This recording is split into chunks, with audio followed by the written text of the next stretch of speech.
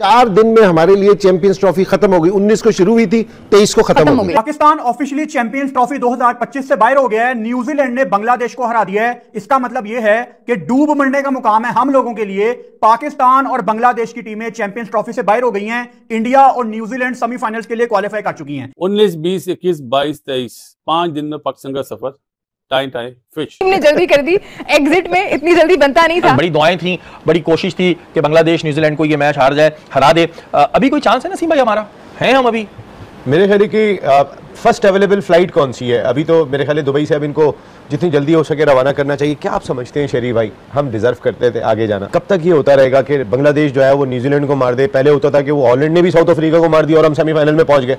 हम कब तक ये देखते रहेंगे? बांग्लादेश के खिलाफ न्यूजीलैंड की जीत के साथ ही पाकिस्तान के टॉप 4 में शामिल होने का ख्वाब चकनाचूर हो गया। अगर मगर की बुनियाद पर खड़ा किया गया सपनों का हसीन महल जमीन पे आ रहा है। 2% का सिस्टम नहीं है इंडिया के आगे। वो कहां से कहां चले गए हैं। T20 की टीम देखो क्या बना के बैठ गए हैं। हमारी ये टीम तो उनके T20 की टीम से मुकाबला नहीं कर सकती। अगर उनकी T20 की टीम से हमारा मुकाबला हो गया, इतना फेंटा लगाना है ना उन्होंने, जिंदगी भर याद रखोगे। जितनी दफा खेलोगे उतनी दफा फेंटा लगेगा।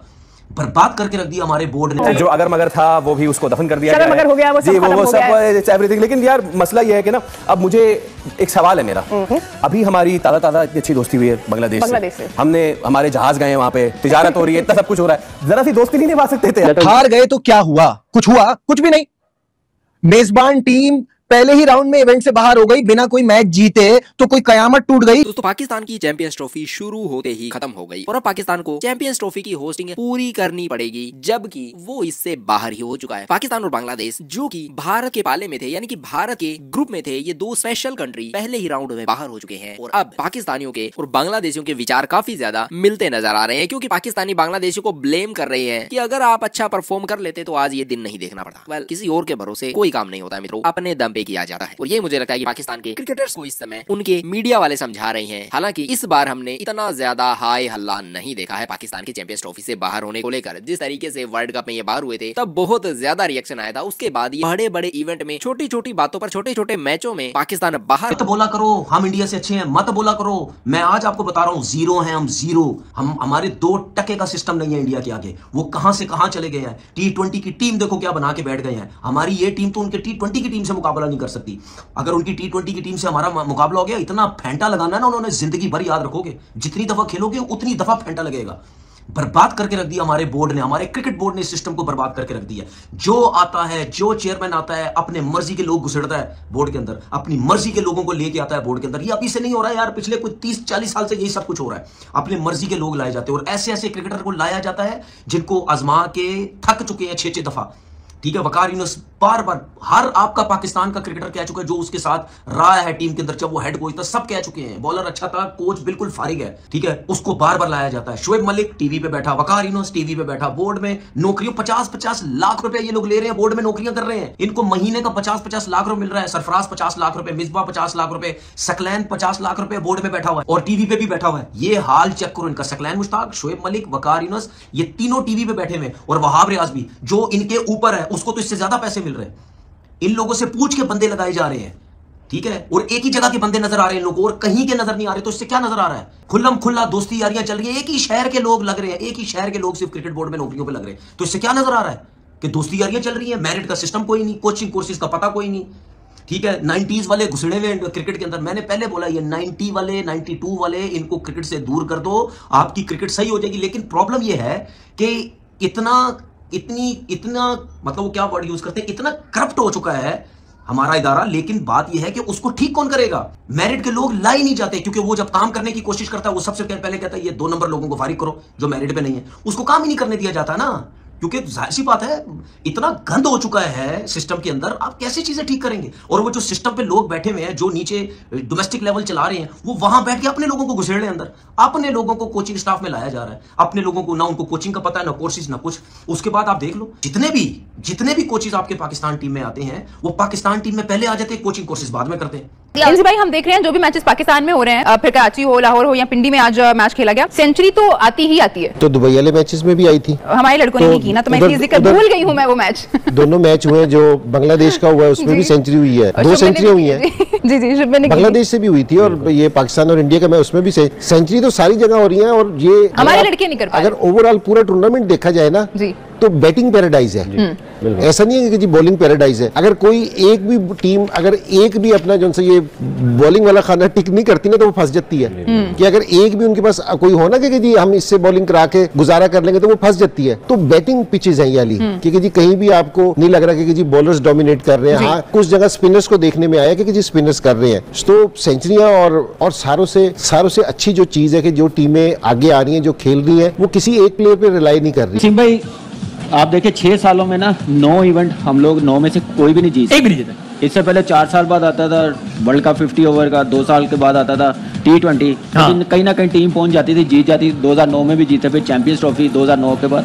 अब इसके बाद भी इतना टाइम दें उन प्लेयरों को, आप कंटिन्यू रखें, तो ये तो पाकिस्तान की क्रिकेट के साथ ज्यादती है। जो ये हदफ अचीव नहीं कर रहे, जो जीत नहीं पा रहे, जो बायलैटरल सीरीज बड़ी टीम से जीत नहीं पा रहे, इवेंट नहीं जीत पा रहे, तो वो कैसे हकदार है कि पाकिस्तान की नुमाइंदगी करे? यानी अब उन बड़े नामों को थोड़ा हिलाना पड़ेगा जिनके बारे में तासुर ये बना दिया गया कि ये तो इन्वर्टेड कॉमास में कह रहा हूं कि ये तो जी ऑब्वियस चॉइस है, ये तो होना ही है ना टीम में, इसके बगैर कैसे बनेगा? मैं फिर ये बोलूंगा कि इंजमाम भाई से बड़ा, वसीम भाई से बड़ा, मोहम्मद यूसुफ, रजाक, ये जितने सारे प्लेयर है, यूनुस खान, करंट स्क्वाड में इनसे बड़े नाम नहीं है, इनसे बड़े नाम नहीं है। अगर वो ड्रॉप हो सकते हैं पाकिस्तान की क्रिकेट के लिए, फॉर्म अच्छी नहीं है, इवेंट नहीं जीत सके, तो हम लोग ये लोग कुछ भी नहीं है। पाकिस्तान का सिस्टम बेहतर करना, टीम बेहतर करनी है, बहुत से डिसीजन लेने पड़ने हैं। आप मैनेजमेंट में देखें, जब आपकी सिलेक्शन कमेटी नॉन क्रिकेटर हो तो आप कह रहे हैं कि कोई इवेंट जीत के लाए। फॉर गॉड सेक यार, किसको बेवकूफ बना रहे हैं आप लोग? कुछ सोचे, पाकिस्तान की क्रिकेट का सोचे।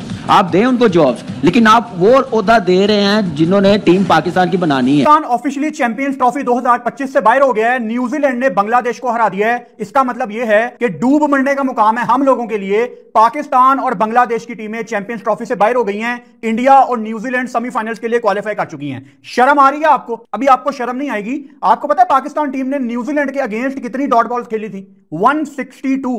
और कल रात को इंडिया के अगेंस्ट 152 डॉट बॉल्स खेली हैं। ये टोटल 52.2 ओवर्स बनते हैं, यानी 50 ओवर। एक वनडे मैच में कितने ओवर होते हैं? 50 ओवर। एक मैच पूरा ये डॉट ही खेल गए हैं। शर्म आ रही है? अभी नहीं आएगी शर्म। एक और तस्वीर अपने सामने देखो। कल थ्रो हुई जब विराट कोहली बैटिंग कर रहे थे, विराट कोहली ने गलती से बॉल अपने हाथ में पकड़ ली, किसी ने अपील नहीं की। कहां है इनकी गेम अवेयरनेस? एक बैटर नहीं हाथ से बॉल पकड़ सकता। चलो विराट शायद नॉट आउट हो जाता, बल्कि 60-70% चांसेस थे उसको आउट दे देना था अंपायर ने। किधर है बाबर की गेम अवेयरनेस? किधर है रिजवान की, शहीन की, नसीम की गेम अवेयरनेस? कोई बाहर से इशारा ही कर देता कोच कि यार ये विराट ने हाथ में बॉल क्यों पकड़ ली है। शर्म आ रही है? अभी नहीं शर्म आ रही होगी। अभी अगर शर्म दिलानी है ना खुद को, तो मोहम्मद रिजवान की कल की प्रेस कॉन्फ्रेंस सुन लो, जिसमें सवाल हुआ कि पाकिस्तान कितनी गंदी बॉलिंग खिला रहा है, अपने बॉलर पूरे नहीं कर रहा। तो रिजवान ने कंपैरिजन कर दिया कि इंडिया के पास भी तो जडेजा और अक्षर पटेल मौजूद है ना, वो ऑलराउंडर्स हैं, और हमारे पास भी खुशदिल शाह और सलमान अली आगा हैं, वो भी तो ऑलराउंडर हैं। रिजवान तू किसको बेवकूफ बना रहा है? रिजवान, तेरे बारे में इमाद वसीम कहता होता था कि रिजवान छक्का नहीं लगा सकता, तब से इंडिया खिला रहा है अक्षर पटेल और जडेजा को। वो इतने पुराने प्लेयर्स हैं, इंडियन टीम में इन एंड आउट वो होते रहते हैं। और आप जुमा 8 दिन नहीं हुए, अभी खुशदिल शाह को इन्होंने टीम में डाला है और कंपैरिजन हो रहा है अक्षर पटेल और जडेजा के साथ कि वो भी तो ऑलराउंडर्स है ना। शर्म आ रही है?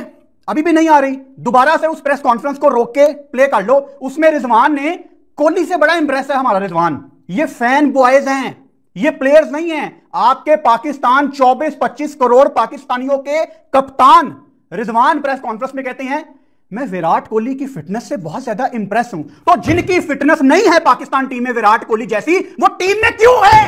क्यों है वो टीम में? हो जाता है। अब इससे पाकिस्तानी को फर्क पड़ना बंद हो चुका है। अब इनके अंदर इम्यूनिटी डेवलप हो चुकी है। अब ये छोटी छोटी बातों के ऊपर सदमे में नहीं आते, ना ये इतना ड्रामा करते हैं। और इसीलिए पाकिस्तान के जो एंकर्स हैं वो हालांकि कुछ एक पाकिस्तान के क्रिकेट बोर्ड को एडवाइस दे रहे थे, लेकिन जो उसकी टोन थी और जिस लहजे से बात की जा रही थी, जिस तरीके से खिलाड़ियों को एड्रेस किया जा रहा था, इसमें साफ दिखाई दे रहा था कि ये तंग आ चुके हैं। लेकिन इन्हें पता है कि इसका कोई समाधान नहीं होने वाला है। वही होगा जो पाकिस्तान क्रिकेट बोर्ड इस केस में डिसाइड करेगा, और इस केस में पाकिस्तान क्रिकेट बोर्ड वही डिसाइड करेगा जिसके उसे पैसे मिलने वाले। अब हो सकता है कि कल को कोई पाकिस्तानी ये कह दे कि बीसीसीआई ने पाकिस्तान क्रिकेट बोर्ड को पैसे दिए जिसकी वजह से पाकिस्तान भारत के खिलाफ हार गया। हालांकि पाकिस्तान के एक न्यूज रूम में बातें ये भी चल रही थी कि किस तरीके से बीसीसीआई ने मैदान के अंदर 22 या 21 कितने पता नहीं पंडित बिठा रखे हैं जो कि मंत्रोच्चार कर रहे थे, मंत्र पढ़ रहे थे, जिसकी वजह से पाकिस्तान के खिलाड़ी कॉन्सेंट्रेट नहीं कर पाए और वो मैच हार गए। मुझे लगता है कि ये पंडित न्यूजीलैंड ने भी हायर किए थे जब इन्होंने पाकिस्तान को पाकिस्तान में ही बेला था। लेकिन अगर मान लेते हैं इन एंकर्स की बात कि चलो बीसीसीआई ने ये पंडित हायर कर लिए जिसकी वजह से पाकिस्तान भारत से हार गए, तो जब बीसीसीआई पंडित हायर कर सकता है तो तुम भी अपना कुछ कर लेते।